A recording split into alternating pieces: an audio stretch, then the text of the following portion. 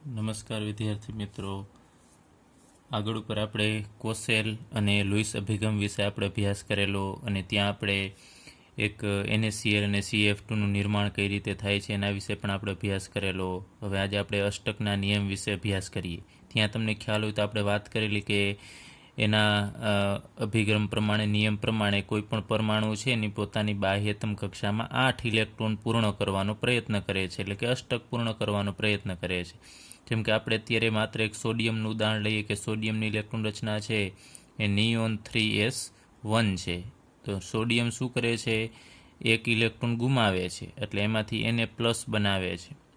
અને હવે એની ઇલેક્ટ્રોન રચના છે એ નિયોન જેવી થશે, તમને ખ્યાલ છે. અથવા તો આપણે આમ લખી શકીએ એની ઇલેક્ટ્રોન રચના 1s2 2s2 અને 2p6. તો હવે Na પ્લસ છે ની બાહ્યતમ કક્ષામાં તમે જુઓ છો કેટલા ઇલેક્ટ્રોન છે? 6 ને 2 8 ઇલેક્ટ્રોન છે, એટલે આપણે એને અષ્ટક કહેશું.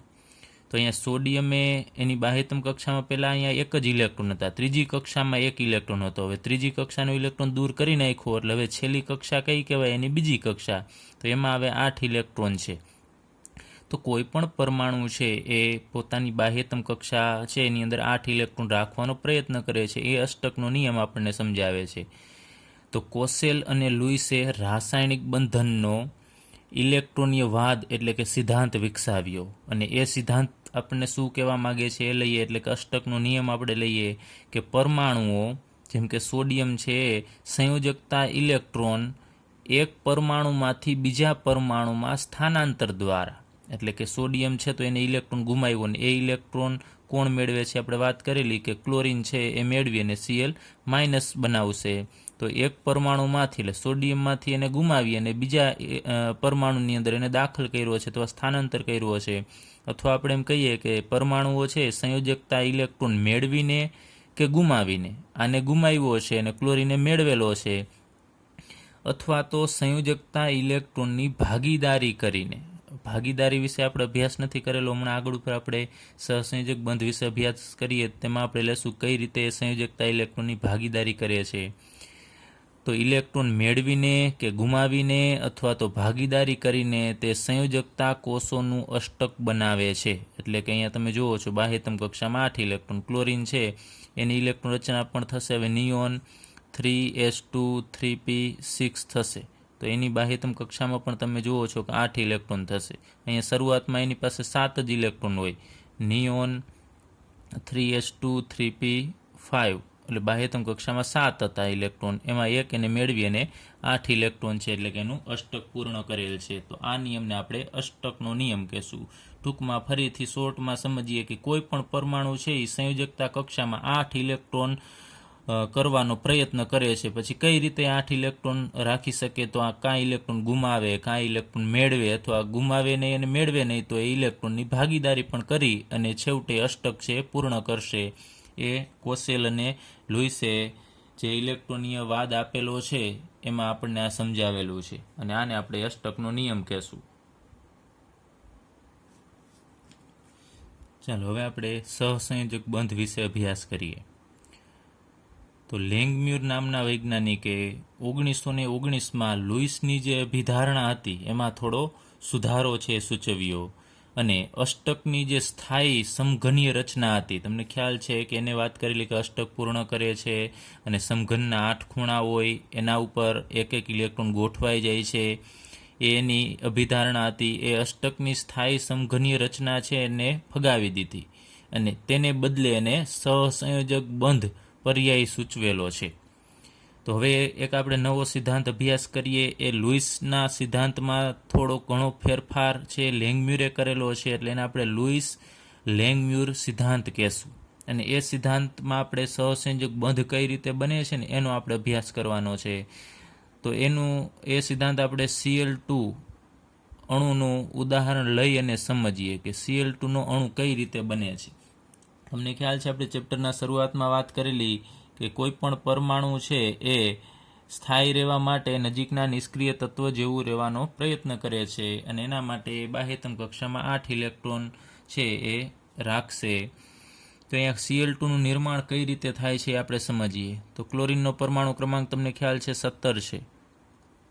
અને એની ઇલેક્ટ્રોન રચના છે આપણે લખવી હોય તો નિયોન 3s2 3p5 થશે. એટલે 5 ને 2 7, 7 અને નિયોનના 10 એટલે કે 17 ઇલેક્ટ્રોન થશે. તો એની બાહ્યતમ કક્ષામાં કેટલા ઇલેક્ટ્રોન છે? 5 ને 2 7. તો આપણે લુઈસની સંજ્ઞા પ્રમાણે અત્યારે આપણે ક્લોરીનનો પરમાણુ દર્શાવીએ અને એની બાહ્યતમ કક્ષામાં જે 5 ને 2 7 ઇલેક્ટ્રોન છે એ દર્શાવીએ. 1 2 3 4 5 6 અને 7. તો આ એકલો ક્લોરીનનો પરમાણુ છે. એવો આપણે બીજો ક્લોરીનનો પરમાણુ છે લઈએ, એની પાસે પણ સેમ એટલા જ ઇલેક્ટ્રોન હશે, બાહ્યતમ કક્ષામાં 7 ઇલેક્ટ્રોન હશે. એટલે આજુબાજુ જે આપણે બિંદુ દર્શાવીએ છીએ, માત્ર તમને ખ્યાલ હોવું જોઈએ કે એના સંયોજકતા કક્ષાના જ ઇલેક્ટ્રોન છે. અંદરના ઇલેક્ટ્રોન તો સુરક્ષિત હોય છે, એ આપણે દર્શાવતા નથી. તો અહીંયા તમે જુઓ છો ક્લોરીન છે એની બાહ્યતમ કક્ષામાં 7 ઇલેક્ટ્રોન જ છે. તો વાત કરેલી આગળ ઉપર આપણે અષ્ટકના નિયમમાં કે સ્થાયી થવા માટે એને બાહ્યતમ કક્ષામાં 8 ઇલેક્ટ્રોન હોય તો એ સ્થાયી થશે. તો અહીંયા ક્લોરીન પાસે 7 જ છે. હવે ક્લોરીનને સામે એક બીજો ક્લોરીન છે એ કાંઈ ઇલેક્ટ્રોન આપશે નહીં. આ ક્લોરીન જો આને ઇલેક્ટ્રોન આપે તો આને 8 થઈ જાય, પરંતુ તો આને ઘટશે, તો આને 2ની ઘટ આવશે. એટલે આ ઇલેક્ટ્રોન નહીં આને ઇલેક્ટ્રોન આપશે નહીં અને આ આને નહીં આપે. તો એનો વચલો રસ્તો પછી શું કરશે? એટલે કે આપણે ઇલેક્ટ્રોન આ મેળવશે નહીં ગુમાવશે નહીં. તો આ બંને એક એક ઇલેક્ટ્રોનની ભાગીદારી કરશે. જે આપણે અહીંયા દર્શાવીએ છીએ આ ડાર્ક સ્પોટ વડે, એ બંને એક એક ઇલેક્ટ્રોન છે ની ભાગીદારી કરશે. જેમ આપણે કોઈ બિઝનેસમાં 50% રૂપિયાથી કે કોઈ પણ પર્સન્ટેજથી આપણે ભાગીદારી કરીએ છીએ, એ જ રીતે અહીંયા ક્લોરીન છે એ પણ ભાગીદારી કરે છે. અહીંયા એક એક ઇલેક્ટ્રોનની ભાગીદારી કરશે.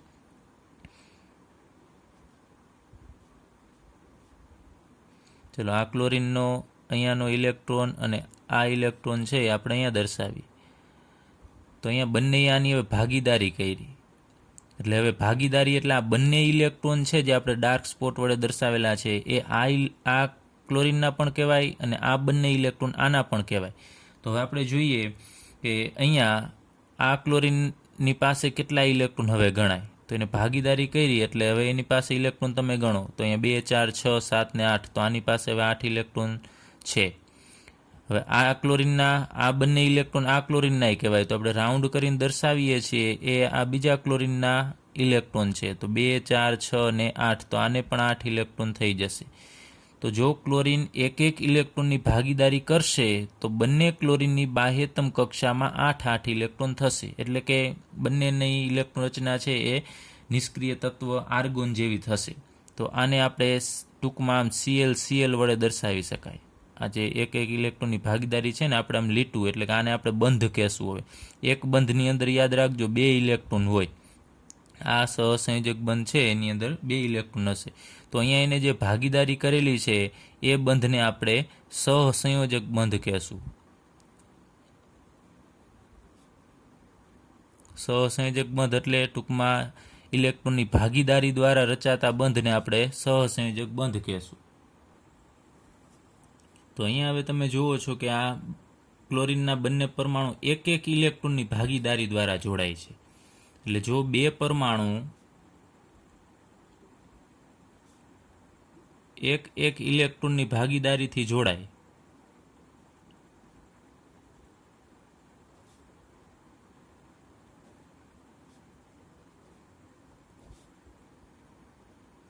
તો એ જે સહસંયોજક બંધ બનશે એને આપણે એકલ બંધ કહેશું. અથવા તો આપણે કહી શકાય કે એક સહસંયોજક બંધ બનશે,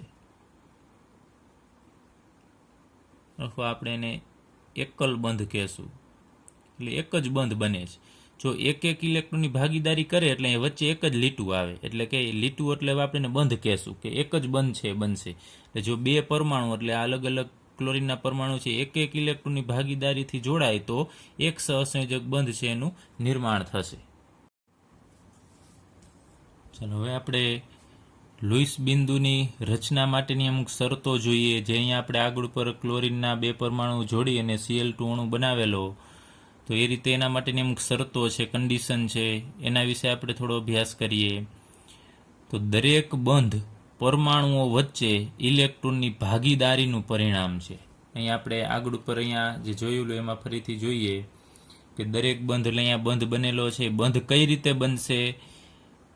તો દરેક પરમાણુ એટલે બંને પરમાણુ છે એમાં ઇલેક્ટ્રોનની જો ભાગીદારી થશે ને તો જ આ બંધ છે એ બનશે, નહીતર બંધ બનશે નહીં. એટલે ઇલેક્ટ્રોનની ભાગીદારી થવી એની એક શરત છે. ત્યારબાદ દરેક સંયોજાતો પરમાણુ ભાગીદારી યુગ્મને ઓછામાં ઓછો એક ઇલેક્ટ્રોન આપે છે. ભાગીદારી કરવા માટે તમને ખબર છે ઓછામાં ઓછા એક ઇલેક્ટ્રોનની તો જરૂર પડશે. જો એક ઇલેક્ટ્રોન ન આપે તો કાંઈ ભાગીદારીનો સવાલ નથી અને બંધ પણ બનશે નહીં. એટલે ઓછામાં ઓછા એક ઇલેક્ટ્રોનની જરૂર પડશે ભાગીદારી યુગ્મની. અહીંયા જોજો ખાસ, ભાગીદારી યુગ્મ એટલે શું?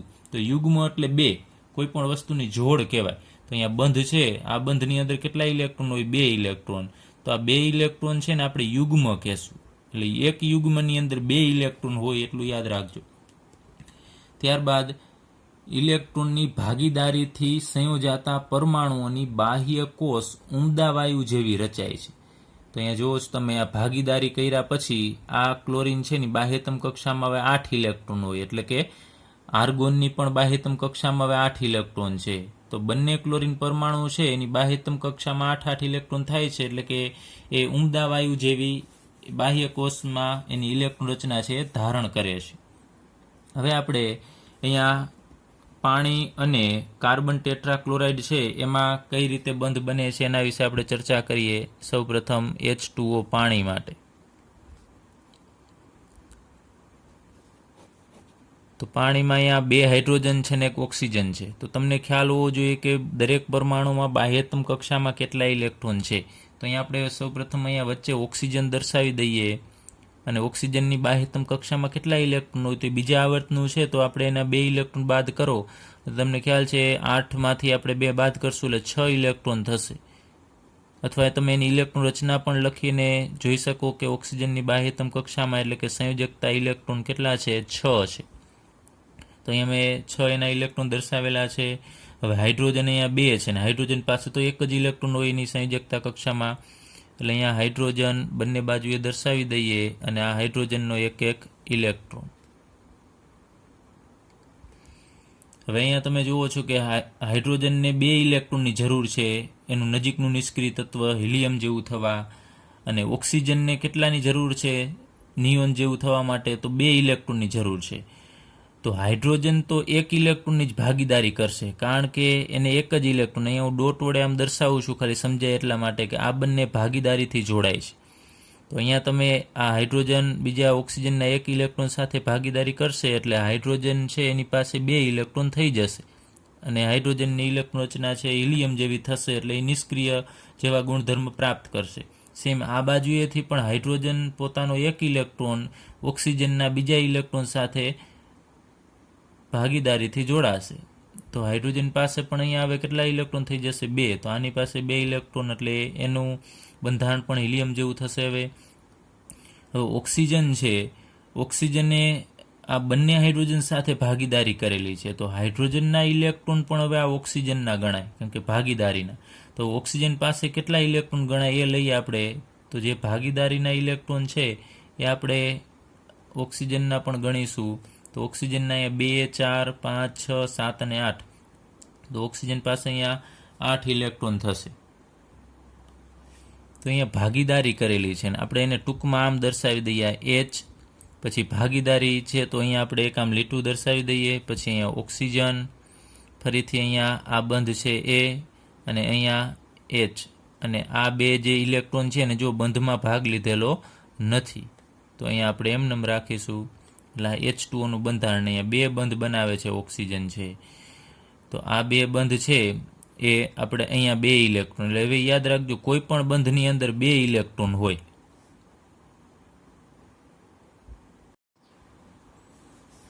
હવે આપણે કાર્બન ટેટ્રાક્લોરાઇડ CCl4 છે એની અંદર કઈ રીતે આ ઇલેક્ટ્રોનની ભાગીદારી થાય છે એના વિશે અભ્યાસ કરીએ. અને આપણે કહેશું કાર્બન ટેટ્રાક્લોરાઇડ, કારણ કે એક કાર્બન છે ને 4 ક્લોરીન છે, 4 ક્લોરીનને આપણે ટેટ્રા કહેશું અને ક્લોરીન હોવાથી એને ક્લોરાઇડ, એટલે એનું નામ થશે કાર્બન ટેટ્રાક્લોરાઇડ. અહીંયા સૌપ્રથમ આપણે એક કાર્બન છે એટલે અહીંયા લખીએ કાર્બન, પછી 4 ક્લોરીન છે તો આપણે આજુબાજુ એના 4 ક્લોરીન દર્શાવી દઈએ. હવે ક્લોરીનની બાહ્યતમ કક્ષામાં પહેલા સૌ પ્રથમ લઈએ કાર્બનની સંયોજકતા કક્ષામાં 4 ઇલેક્ટ્રોન હોય. એની ઇલેક્ટ્રોન રચના લખી લેજો એટલે તમને ખ્યાલ આવશે. તો બાહ્યતમ કક્ષામાં ક્લોરીનમાં 4 ઇલેક્ટ્રોન એ આપણે અહીંયા દર્શાવી દઈએ.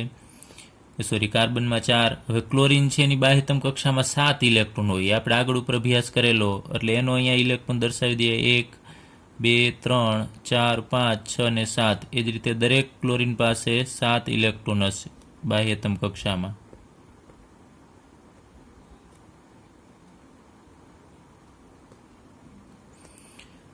હવે કાર્બન છે એને બાહ્યતમ કક્ષામાં 8. પહેલા આપણે ક્લોરીનની વાત કરીએ. ચાલો, તો ક્લોરીનને 1 ઇલેક્ટ્રોન ઘટે છે એટલે આ ક્લોરીન આ કાર્બનનો ઇલેક્ટ્રોન છે એની સાથે એક ભાગીદારી કરશે.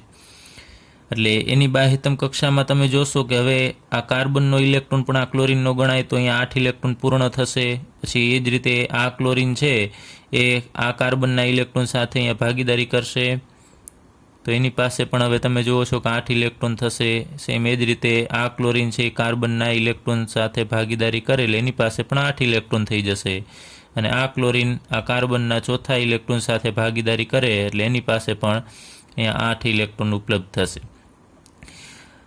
તો અહીંયા કાર્બનના ઇલેક્ટ્રોનની ભાગીદારી ક્લોરીનના જે ઇલેક્ટ્રોન સાથે થયેલી છે ક્લોરીનનો ઇલેક્ટ્રોન પાછો કાર્બનનોય ગણાય. તો જેટલી ભાગીદારી થયેલા ઇલેક્ટ્રોન છે એ હવે કાર્બનના પણ ગણાશે. તો કાર્બન પાસે કેટલા ઇલેક્ટ્રોન છે એ આપણે અહીં રાઉન્ડ વડે દર્શાવીએ. તો કાર્બન પાસે અહીંયા તમે જુઓ છો આ 2, 4, 6 અને 8.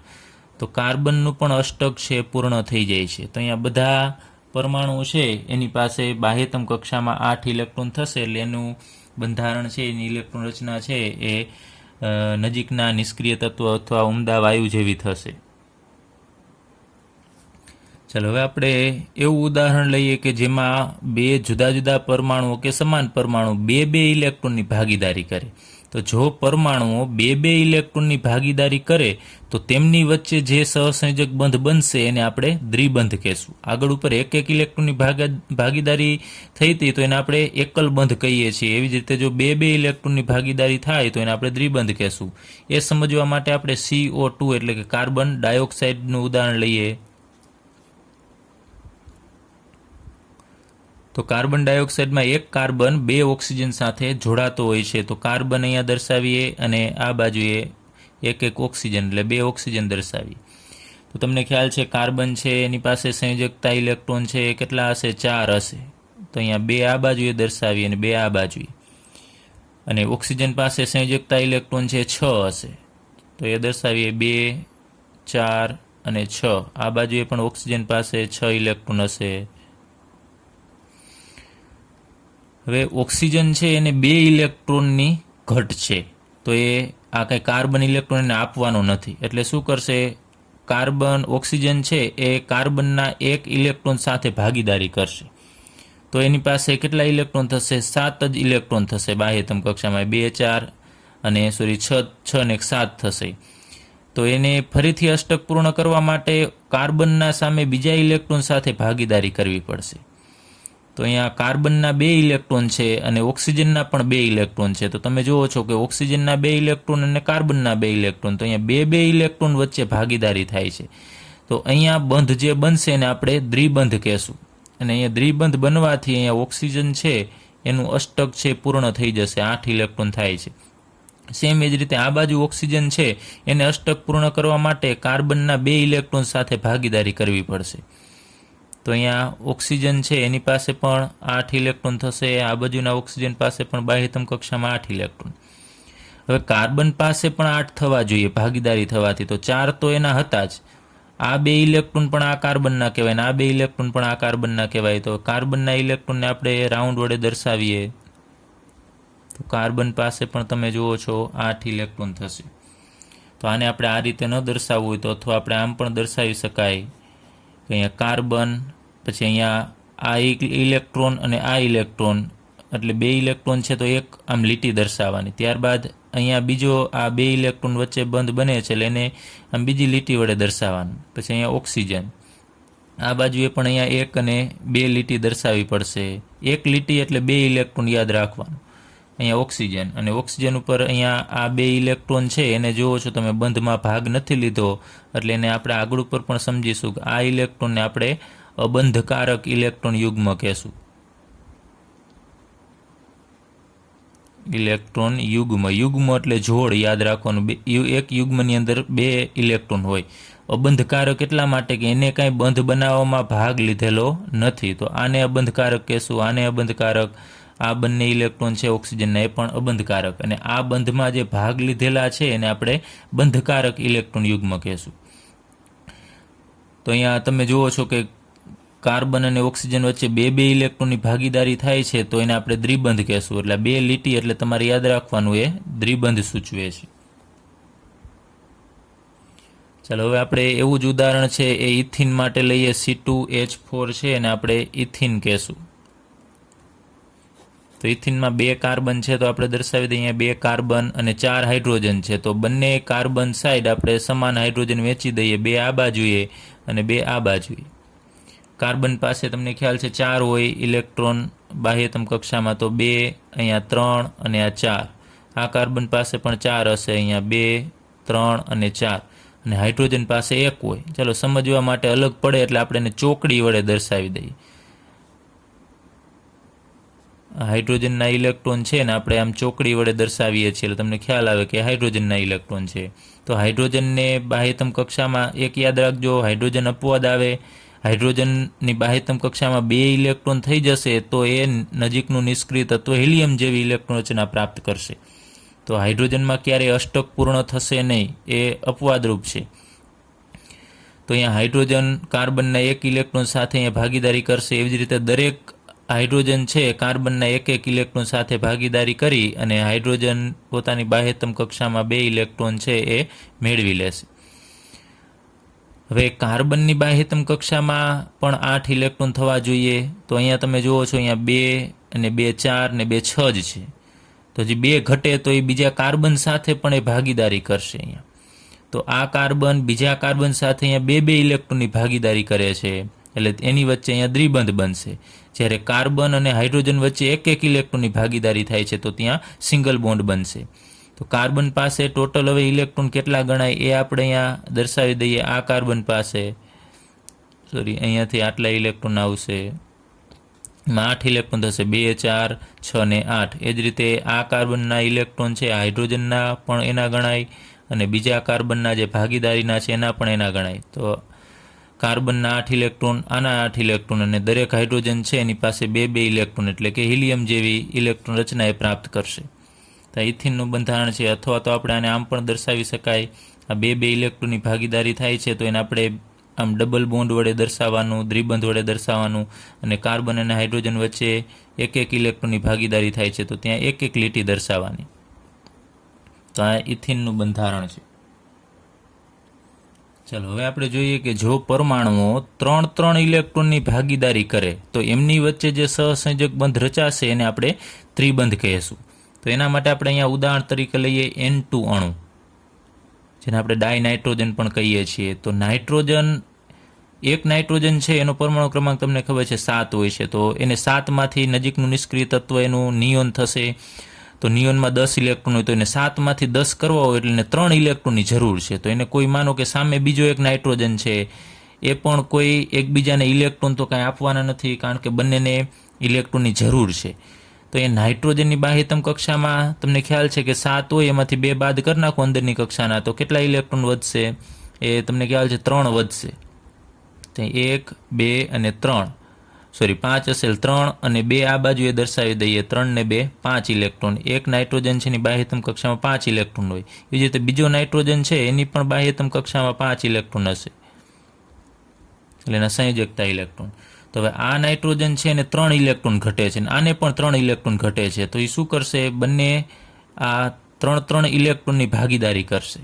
તો હવે આ નાઇટ્રોજનના જે ભાગીદારીના 3 ઇલેક્ટ્રોન છે એ આ નાઇટ્રોજનના પણ ગણાય. એટલે અહીંયા 3 ને 3 6 ને 2 8 ઇલેક્ટ્રોન થઈ જશે. સેમ આ નાઇટ્રોજન છે એ બીજા નાઇટ્રોજનના ભાગીદારીના ઇલેક્ટ્રોન છે એ પણ આ નાઇટ્રોજનના ગણાય. તો એની પાસે પણ 8 ઇલેક્ટ્રોન થશે. હવે યાદ રાખજો, ભાગીદારીના ઇલેક્ટ્રોન જ આના ગણાય, પછી આ ઇલેક્ટ્રોન છે એ આના ગણાશે નહીં. તો આને આપણે બીજી રીતે દર્શાવવું હોય લીટી વડે, આ તો આ રીતે તમારે અહીંયા દર્શાવવાનું નથી, આ તમે સમજાવવા માટે અહીંયા દર્શાવેલું છે કે આ ભાગીદારીના ઇલેક્ટ્રોન છે. તો આને આપણે આમ દર્શાવવા પડે, નાઇટ્રોજન વચ્ચે 3 ઇલેક્ટ્રોનની તમે જુઓ છો અહીંયા 3 ઇલેક્ટ્રોનની ભાગીદારી થાય છે એટલે એને ત્રિબંધ 3 લીટી વડે દર્શાવવાનું. અને આ એના અબંધકારક ઇલેક્ટ્રોન યુગ્મ કે જેને બંધમાં ભાગ લીધેલા નથી. તો એ પણ યાદ રાખજો, નાઇટ્રોજન ઉપર એક અબંધકારક ઇલેક્ટ્રોન યુગ્મ આવે છે, કારણ કે 5માંથી 3 વપરાઈ જાય છે તો 2 છે એમનેમ બંધમાં વપરાયા વગરના રહેશે, એટલે આપણે આ બંનેને અબંધકારક ઇલેક્ટ્રોન યુગ્મ કહીએ છીએ. ચાલો એવી જ રીતે આપણે બીજું એક ઉદાહરણ લઈએ, ઇથાઇનનું ઉદાહરણ લઈએ, C2H2, એને આપણે ઇથાઇન કહેશું. તો ઇથાઇનમાં 2 કાર્બન છે અને સામે 2 હાઇડ્રોજન છે, તો 2 કાર્બનને આપણે આ રીતે દર્શાવી દઈએ અને 2 હાઇડ્રોજન. તો કાર્બન હાઇડ્રોજનના સૌ પ્રથમ દર્શાવીએ ચોકડી વડે, અહીંયા ઇલેક્ટ્રોન દર્શાવી દઈએ. એ બંને પાસે 1 ઇલેક્ટ્રોન હોય, બાહ્યતમ કક્ષામાં કાર્બન પાસે 4 હોય, તો એમાં 1 આ બાજુએ દર્શાવીએ અને 3 આ બાજુએ દર્શાવીએ. એવી જ રીતે આ કાર્બનમાં પણ 1 આ બાજુએ અને 3 આ બાજુએ. તો કાર્બન આ બાજુએ હાઇડ્રોજન સાથે તો 1 ઇલેક્ટ્રોનની ભાગીદારી કરશે, એટલે હાઇડ્રોજનને પોતાની બાહ્યતમ કક્ષામાં 2 ઇલેક્ટ્રોન છે પૂર્ણ થશે. આ બાજુએ આ હાઇડ્રોજન આ કાર્બનના ઇલેક્ટ્રોન સાથે ભાગીદારી કરશે એટલે 2 ઇલેક્ટ્રોન અહીંયા થશે.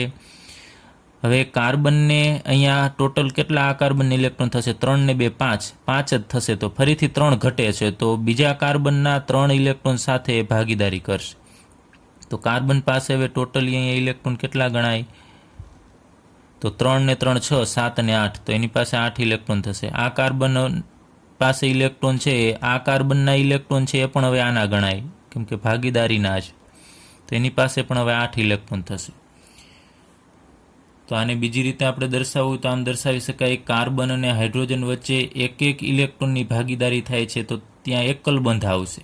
પછી અહીંયા કાર્બન વચ્ચે 3 ભાગીદારી થાય છે તો ત્યાં ટ્રિપલ બોન્ડ આવશે. અને અહીંયા કાર્બન અને હાઇડ્રોજન વચ્ચે ફરીથી 1 ઇલેક્ટ્રોનની ભાગીદારી એટલે ત્યાં સિંગલ બોન્ડ અથવા આપણે ગુજરાતીમાં એકલ બંધ કહેશું.